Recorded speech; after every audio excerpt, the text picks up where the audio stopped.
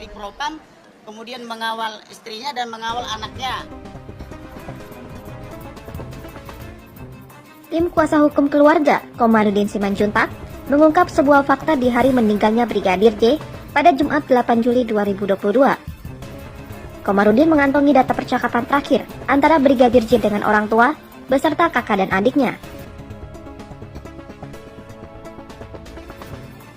Brigadir J mengaku sedang mengawal Irjen Verdi dalam perjalanan pulang dari Magelang menuju Jakarta. Dalam rentan waktu 7-8 jam, Brigadir J berpesan agar tidak dihubungi terlebih dahulu. Namun, saat keluarga mencoba berkomunikasi kembali, pukul 5 sore, sudah tidak tersambung. Komarudin juga menyebut sejumlah telepon genggam Brigadir J sampai saat ini belum ditemukan. Selain melaporkan dugaan pembunuhan berencana, pengacara juga mengadukan dugaan peretasan dan penyadapan.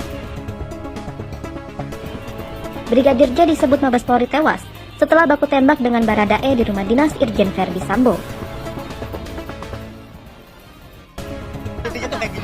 Kenapa kita sebut Magelang Jakarta? Karena jam 10 dia masih aktif berkomunikasi baik melalui telepon maupun melalui WhatsApp kepada orang tuanya, khususnya melalui WhatsApp keluarga.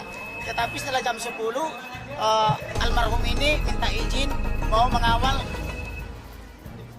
atasannya atau komandan atau siapapun itu yang dikawal harus balik di Jakarta dengan asumsi perjalanan 7 jam. Jadi artinya 7 jam ini jangan ada telepon-telepon dulu. Jam 10 itu berarti di Magelang? Jam 10 pagi itu di Magelang. Itu tanggal berapa? Tanggal 8 Juli 2022. Itu diketahui dari pembicaraan Pembicaraan di WhatsApp group, pembicaraan di telepon. antara orang tua dan Orang tua, ayah ibunya, kakak adiknya. Di mana ayah ibu dan kakak adiknya sedang melakukan ziarah ke Sumatera Utara, tepatnya di Balige.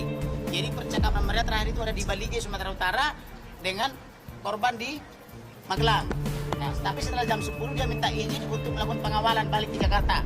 Jadi perjalanan 7 jam. Jadi tidak etis misalnya seorang ajudan mengawal pimpinan masih WhatsApp telepon. Jadi diminta 7 jam jangan diganggu dulu. Nah, setelah lewat 7 jam yaitu jam 17, maka orang tuanya atau keluarganya yang sedang berada di sana di Sumatera Utara mencoba menelpon, tidak bisa, di WhatsApp ternyata sudah terblokir.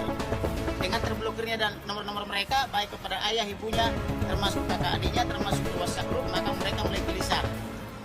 Tetapi kemudian berlanjut dengan pemblokiran dan peretasan semua handphone keluarga. Ayah ibunya handphonenya tidak bisa dipakai, kakak adiknya semua handphonenya tidak dipakai kurang lebih 1 minggu.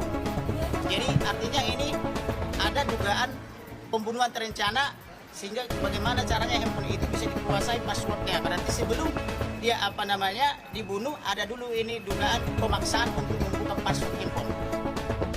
Pak, di Magelang percakapan terakhir dengan keluarga apakah menjadi bukti dari laporan?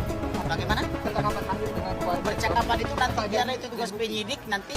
Oh ya pasti supaya dibuka karena ada 4 nomor handphone daripada almarhum sampai hari ini sudah kita berikan ke penyidik itu belum diketemukan. Jadi sementara ini baru dari pengakuan orang tuanya ya Pak ya? Mengenai keberadaan di Magelang itu?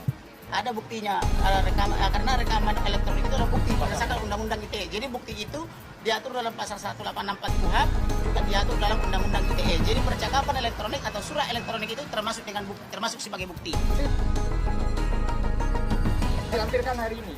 Sudah. Pak, berarti di Magelang itu bersama. Di Magelang itu dia dalam rangka mengawal Kadif Propam, kemudian mengawal istrinya dan mengawal anaknya yang sedang sekolah Taruna Negara di sana. Itu satu mobil.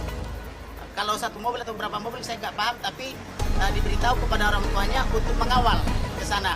Mobil.